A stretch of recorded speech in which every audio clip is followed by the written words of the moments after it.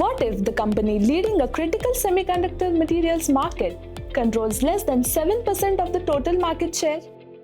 That's exactly what makes the Underfill Materials Market so strategically fascinating. Henkel leads the market with a 6% share, supported by its broad underfill portfolio.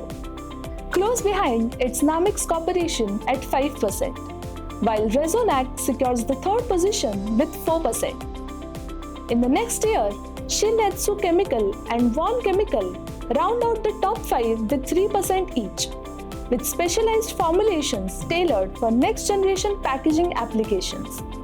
Together, these 5 companies account for around 24% of the market. That tells us that this is not a winner-takes-all industry.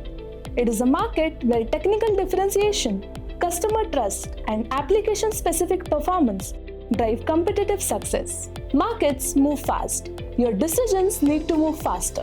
The 360i Research platform brings analyst-authored research and AI-powered discovery together in one place.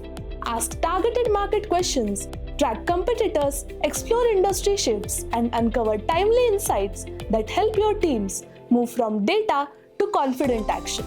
Connect with 360i Research and turn inspiring insights into dependable actions.